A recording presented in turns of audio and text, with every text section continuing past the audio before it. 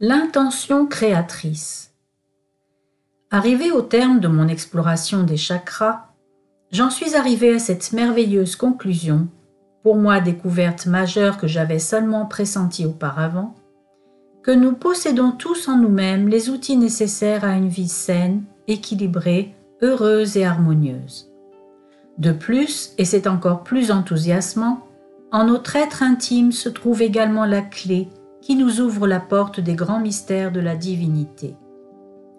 Lorsque l'on a une vision holistique de soi-même et de la déité, en tant qu'intelligence universelle créatrice présente partout et en tout, à la fois dynamique et participative de la création, les paroles de la Bible, dans Genèse 1, verset 27, nous apparaissent sous un autre éclairage, je dirais même sous leur véritable sens. Dieu créa l'homme à son image, il le créa à l'image de Dieu, il créa l'homme et la femme.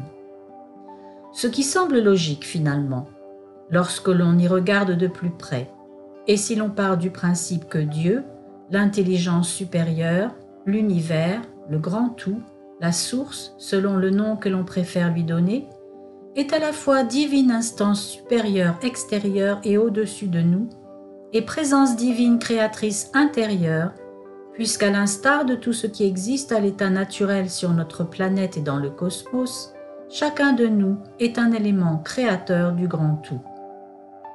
Ceci serait parfait dans le meilleur des mondes si, dans les faits, la situation n'était en réalité tout autre, pour une raison très simple, énoncée un peu plus loin dans la Bible, dans Ecclésiaste 7, verset 29. « Dieu a fait les hommes droits, mais ils ont cherché beaucoup de détours. » Ce qui signifie, selon mon avis, que tout comme le divin, chacun de nous possède en lui-même toutes les facultés nécessaires pour vivre et évoluer de manière saine, éclairée, libre et pleinement agissante. Tout ce que nous avons à faire, c'est un effort de compréhension de ce qui nous constitue, nous motive et nous anime. Nous avons en nous-mêmes toutes les réponses à nos questions, aussi bien existentielles que métaphysiques. Nos règles de fonctionnement sont celles de l'univers qui nous contient et dont nous sommes en même temps l'un des éléments fondateurs. En effet, ainsi que le démontre aujourd'hui la physique quantique, nous sommes des hologrammes de l'univers, de même que nos cellules sont les hologrammes de notre être tout entier. C'est pourquoi une totale liberté s'ouvre à nous, dès lors que nous sommes parvenus à dénouer tous les nœuds qui nous empêchaient depuis toujours de trouver les clés du savoir ancestral. Ces précieuses clés que jusqu'alors nous croyions seulement réservées à quelques élus, de grands personnages mystiques tels Hermès Trismégiste et sa table d'émeraude par exemple.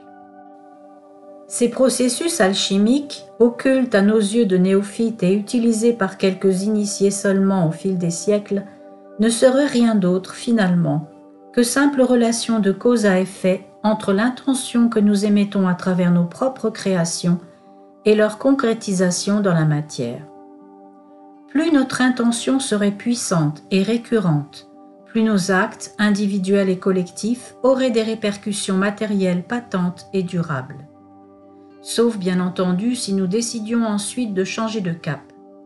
Autrement dit, la célèbre citation de Gandhi, « Soit le changement que tu veux voir dans le monde », n'est pas une simple vue de l'esprit, ni une phrase devenue lieu commun sans véritable sens à force d'avoir été répétée. Cette pensée est vraiment porteuse de liberté et d'une grande puissance, si l'on y adhère vraiment et si l'on fait tout ce qui est en son pouvoir pour lui donner vie. J'exprime souvent cette idée que les pensées que nous émettons, autant que les mots que nous exprimons, sont créateurs. J'en suis de plus en plus convaincue, notamment à la lumière des chakras et de leur équilibre plus ou moins manifeste en nous. En effet, nous avons vu, particulièrement avec le chakra de la gorge, que tant que nous n'exprimons pas nos émotions, le 7e chakra reste bloqué, nous empêchant ainsi d'accéder à d'autres réalités, lesquelles nous permettraient pourtant d'évoluer positivement, mentalement et spirituellement. En revanche, dès que nous avons décidé de nous donner la parole, il se produit immédiatement un déblocage qui nous libère d'une manière fulgurante et très agréable, en induisant en nous un sentiment de légèreté nouvelle et de bien-être. Ce bien-être favorise le calme intérieur et la paix de l'esprit nécessaires à l'acquisition de nouvelles connaissances. Il est évident que lorsque nous nous sentons harcelés de pensées obsédantes résultant de problèmes non résolus en nous-mêmes ou de souffrances non verbalisées, nous ne sommes pas dans des conditions optimales pour accueillir ces nouvelles données, pourtant capitales pour notre plein équilibre et notre évolution spirituelle elle-même épanouissante. Ceci est encore plus vrai lorsque nous sommes sous l'emprise d'une maladie résultant de ce blocage. En effet, comment méditer sereinement lorsque l'on souffre d'un ulcère à l'estomac ou d'une cervicalgie aiguë? Au fur et à mesure de mon avancée dans l'univers un peu mystérieux des chakras, je n'ai pu m'empêcher de m'émerveiller à la redécouverte du merveilleux véhicule physique offert par Dieu à notre âme pour que nous puissions nous mouvoir et évoluer librement dans l'espace, notre corps. Car selon ce que je crois, notre corps est réellement le temple de notre âme, elle-même reliée au divin, ou plutôt en osmose totale avec l'ensemble de l'univers qu'est le divin, ce que l'on nomme également conscience supérieure. Les psychanalystes, quant à eux, parleront d'inconscient collectif. Il est évident que lorsque nous nous sentons harcelés de pensées obsédantes résultant de problèmes non résolus en nous-mêmes ou de souffrances non verbalisées, nous ne sommes pas dans des conditions optimales pour accueillir ces nouvelles données, pourtant capitales pour notre plein équilibre et notre évolution spirituelle elle-même épanouissante. Ceci est encore plus vrai lorsque nous sommes sous l'emprise d'une maladie résultant de ce blocage. En effet, comment méditer sereinement lorsque l'on souffre d'un ulcère à l'estomac ou d'une cervicalgie aiguë? Au fur et à mesure de mon avancée dans l'univers un peu mystérieux des chakras, je n'ai pu m'empêcher de m'émerveiller à la redécouverte du merveilleux véhicule physique offert par Dieu à notre âme pour que nous puissions nous mouvoir et évoluer librement dans l'espace, notre corps. Car selon ce que je crois, notre corps est réellement le temple de notre âme, elle-même reliée au divin, ou plutôt en osmose totale avec l'ensemble de l'univers qu'est le divin, ce que l'on nomme également conscience supérieure. Les psychanalystes, quant à eux, parleront d'inconscient collectif. Et si notre corps est bien le temple de notre âme, c'est-à-dire ce lieu sacré de protection divine, alors il nous faut en prendre le plus grand soin.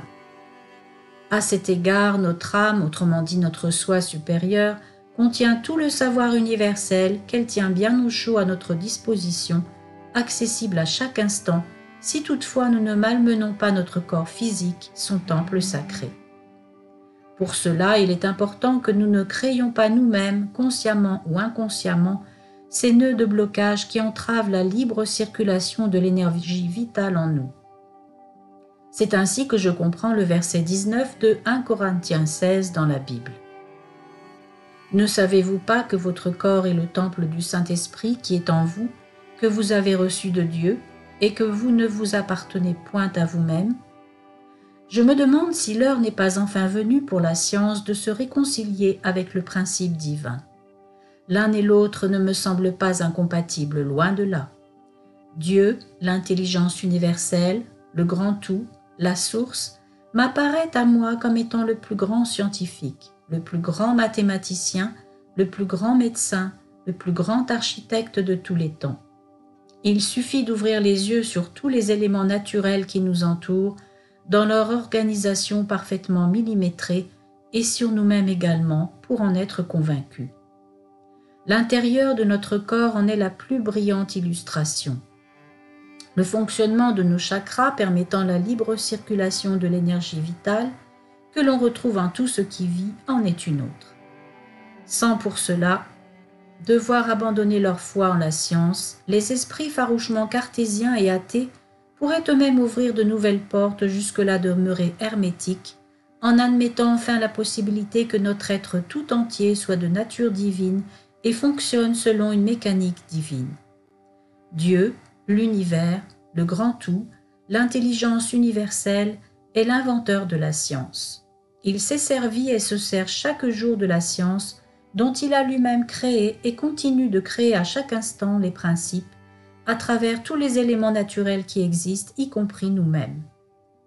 Il a maintes et maintes fois envoyé des signes et guidé scientifiques et savants sur la bonne voie vers la découverte d'une nouvelle équation importante, d'une nouvelle formule chimique, d'un nouveau médicament. Quelques scientifiques de bonne foi reconnaissent humblement avoir d'abord rêvé, donc perçu de manière inconsciente et non au terme d'une recherche intellectuelle dynamique et poussée, ce qu'ils ont démontré ensuite. Cette reconnaissance publique est d'ailleurs très courageuse, car la communauté scientifique en général a toujours refusé d'admettre ce genre d'évidence qu'elle juge irrationnelle, mettant au rencard tous ceux qui osent s'éloigner un tant soit peu des théories officielles. Pourtant, la connaissance empirique qui s'appuie sur la perception du monde à travers les 5 sens ne précède-t-elle pas la connaissance théorique qui, elle, a besoin de raisonnement et de démonstration logique? Certains ressentis intuitifs des anciens sages, longtemps décriés par la communauté scientifique, qui ne voyaient là que superstition d'un autre âge, ont été démontrés par la suite par la physique quantique. Le fait est que, quoi que l'on en pense, certaines grandes découvertes scientifiques ont encore le doigt de Dieu en tant qu'instance supérieure non démontrée scientifiquement, gravé sur leur concrétisation matérielle. Malheureusement, certains êtres cupides ont détourné leurs découvertes à des fins personnelles et mercantiles. Mais ceci est une autre histoire. Pour conclure ce chapitre, je suis convaincu que nous possédons tous en nous-mêmes un pouvoir et une force incroyables d'origine et de puissance divine, n'ayons pas peur des mots. En quelque sorte, nous sommes des extraterrestres, en ce sens que nous sommes presque étrangers à nous-mêmes, tant nous ignorons notre pouvoir. La plupart du temps, nous n'en sommes absolument pas conscients. Ainsi, sans même chercher à savoir si ce pouvoir existe réellement, nous le déléguons automatiquement, presque instinctivement, aux autres, à la science, à la technologie, comme si cette manière d'agir était inscrite dans nos gènes. Puis, nous apprenons à nos petits d'hommes, dès leur naissance, à faire de même pendant toute leur vie. De temps en temps, nous leur faisons même quelques petites piqûres de rappel pour qu'ils n'oublient pas leur état normal d'esclaves. Il est temps à présent de reconnaître notre pouvoir et de le reprendre, ou plus exactement de le reconquérir, car en réalité, il a toujours été en nous, ce pouvoir. Il n'est jamais sorti de nous. Ensuite, il faudra nous en servir, mais de façon saine cette fois. Cessons de le déléguer aux autres, à tous ces mangeurs d'énergie, à ces apôtres du faux savoir aliénant, à ces fanatiques religieux qui capturent et anesthésient les âmes au lieu de les éclairer, à ces autres fanatiques de la science sans conscience qui les réduisent en esclavage. Soyons des êtres authentiques et libres. Soyons tout simplement qui nous sommes et proclamons-le avec audace. D'ailleurs, à ce propos, en relisant le verset de Genèse 1, verset 29, cité ci-dessus, « Dieu créa l'homme à son image, il le créa à l'image de Dieu, il créa l'homme et la femme », je réalise toute la portée de ces mots, ce qui ne m'avait encore jamais sauté aux yeux avec une telle évidence.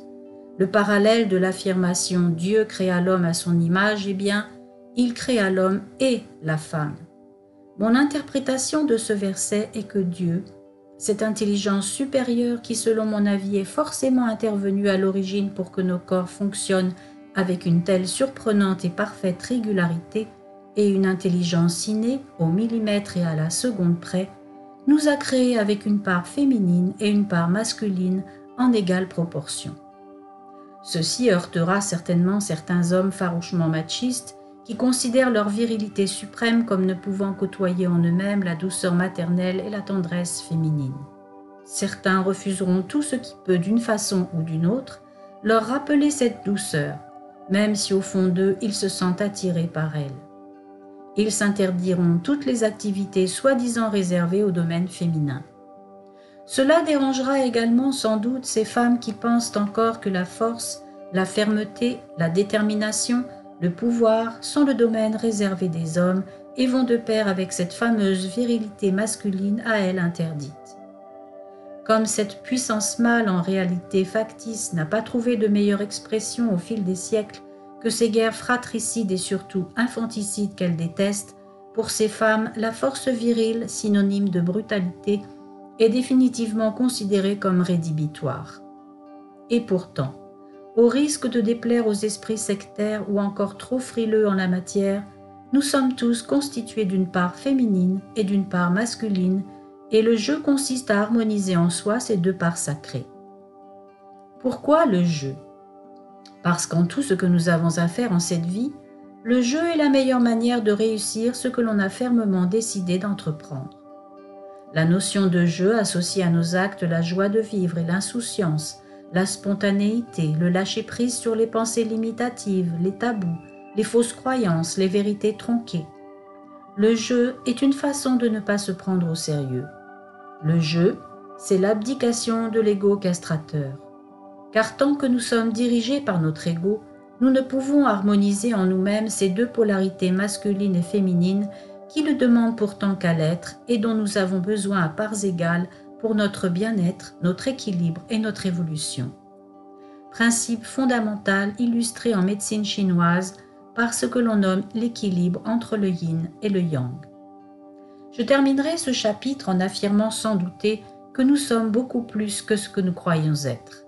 Nos limitations ne sont souvent que des illusions habilement inspirées par tous les capteurs d'énergie extérieurs à nous, mais également intérieures malheureusement.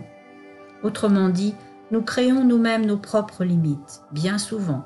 Nous le faisons en oubliant de réfléchir, en adoptant sans aucun discernement le point de vue des autres, même s'il ne nous correspond pas, même quand il s'impose arbitrairement à nous, en acceptant d'obéir à des injonctions contraires à notre éthique, en laissant notre identité être capturée par ces autres qui s'estiment supérieurs à nous, se croient autorisés à avoir un pouvoir et une influence sur nous, et qui s'en arrogent arbitrairement le droit. L'autre n'a de réel pouvoir sur nous que celui que nous lui donnons. N'oublions jamais cela. C'est là une vérité d'une très grande portée, aussi bien individuelle que collective. C'est pourquoi il est important de ne jamais la perdre de vue. De même qu'il est toujours possible de reprendre le pouvoir que l'on a perdu un jour, que ce soit momentanément ou durablement. Il n'est de plus grand sacrement que le pouvoir divin en soi-même et ce temple de l'esprit qu'est notre corps divin, auquel il convient pour son propre bien-être et celui des autres, de rendre son intégrité, sa place et son pouvoir légitime. Ainsi que l'écrivit jadis Pierre Teilhard de Chardin, nous ne sommes pas des êtres humains vivant une expérience spirituelle, nous sommes des êtres spirituels vivant une expérience humaine. C'est dire combien notre corps et notre esprit sont sacrés et méritent nos bons soins et notre attention de chaque instant. Et si le paradis auquel nous aspirons tous et même de plus en plus intensément en voyant dans quel état se trouve à présent notre planète, était de parvenir à rétablir l'équilibre en soi-même. Car si nous partons du postulat que nous sommes tous un, notre équilibre intérieur rejaillira automatiquement sur celui des autres et inversement. Avez-vous déjà remarqué ces personnes spéciales en compagnie desquelles vous vous sentez immédiatement plus paisible et confiant sans même qu'elles aient besoin de dire ou de faire quoi que ce soit? Autrement dit, plus on trouvera de personnes équilibrées et heureuses sur Terre, plus l'humanité le sera et plus celle-ci pourra s'élever spirituellement. Jusqu'à ce qu'enfin nous puissions parvenir à cet état de bien-être individuel autant que collectif qui nous ôtera tout nouveau désir de pouvoir sur et de compétition avec, mais instillera en nous, au contraire, un désir naturel de don, d'entraide et de partage. Pour ma part, je chéris ce rêve pour demain, et même pour aujourd'hui, puisqu'en réalité, selon les extraordinaires révélations de la physique quantique, le temps n'existe pas dans l'absolu, et que dès lors, tout est déjà là, tout est déjà réalisé et en cours de réalisation à la fois. Tout est prêt, tout n'attend que d'être révélé. Ce n'est qu'une question de choix et de timing. Je partage en ce livre la résonance de mon âme qui le sait, comme la vôtre le sait également, et croyez bien que de tout mon cœur, je fais et ferai toujours tout ce qui est en mon pouvoir, à ma petite échelle, pour qu'un jour ce rêve que certains considèrent à tort comme une vaste utopie se révèle vraiment à nous tous, en toute sa réalité libératrice bien tangible, visible, audible et palpable. C'est là ma part de colibri pour le nouveau monde.